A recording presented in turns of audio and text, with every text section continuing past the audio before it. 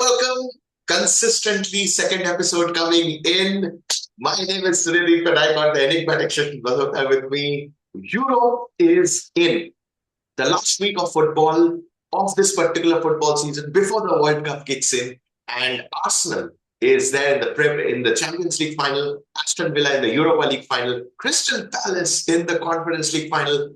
Yet another opportunity where all the Premier League teams can win all the European trophies. Susmit, your talks. Five Premier League clubs got a chance to represent the Champions League in the upcoming season. What a season it has been. It has been an amazing season and big win for English Premier League clubs or English football, you can say, because we always kept saying who are the Premier League followers that the level of Premier League is so high. Why can't the teams from England compete at the highest level? And I think this season or couple of seasons back to back goes to show that England are really fighting it out. And they are getting good results. They have got good coaches here, and I think the level of the league is showing why they are in that position. Well, when you look at the managerial reigns here, there's a very interesting pattern that is being observed. First, Arsenal trusted Mikel Arteta after Unai Emery got sacked. So he's been there for 5, 6 years now. For Aston Villa, they trusted with Unai Emery for right now 4 to 5 years.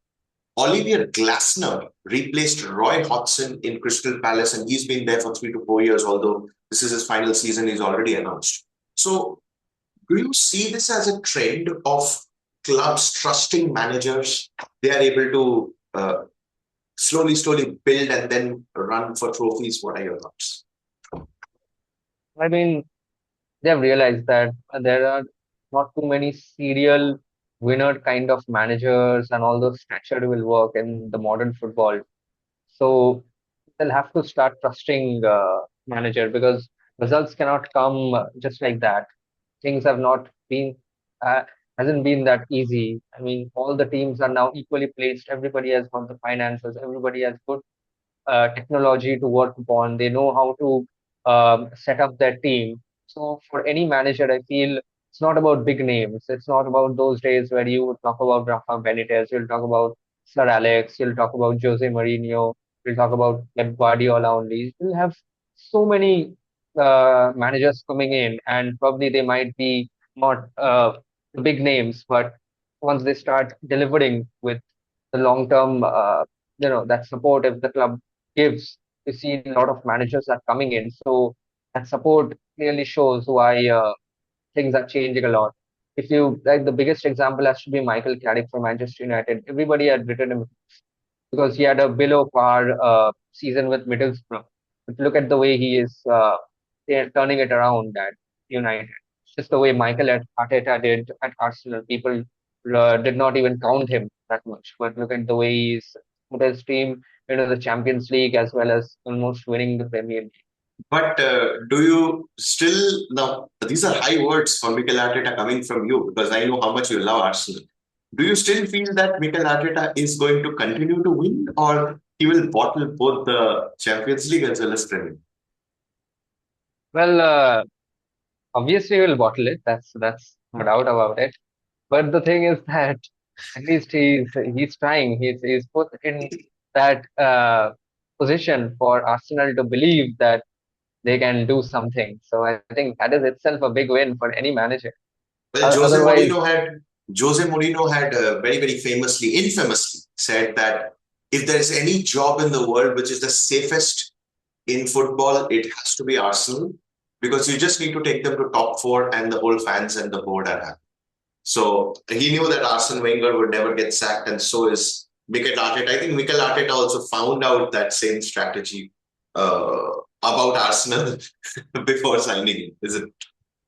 but if you see, it's more or less consistency, I would say, because if Jose is talking about that, if he takes over any club, it's usually in the third season they are somewhere lofting around that 10th or 11th or that 12th position. So these words are not applicable for him. Like, if he is telling all these things, getting a safe job. At least you be in that safe spot to consider yourself safe. That is what you're saying. So Well, Arsenal, at least I want to take the a little detour here to towards the same point that now Jose is going to be hired by Real Madrid. So, what are your thoughts in that case? well, I'm following Real Madrid for sure, just because of the comedy which we'll be expecting. The full history and Marpit between the players and the coach will start, and I cannot wait to see that.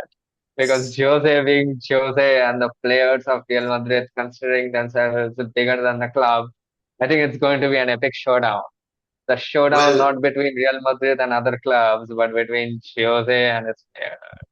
well, for 2 straight years, uh, Real Madrid did not win anything.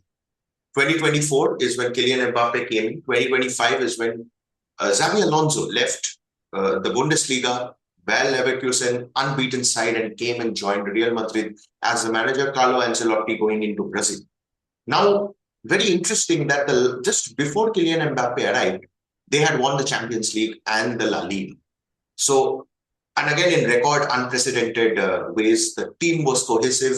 Everyone was playing amazing. Jude Bellingham had a breakthrough season, something that we never really expected in his first season.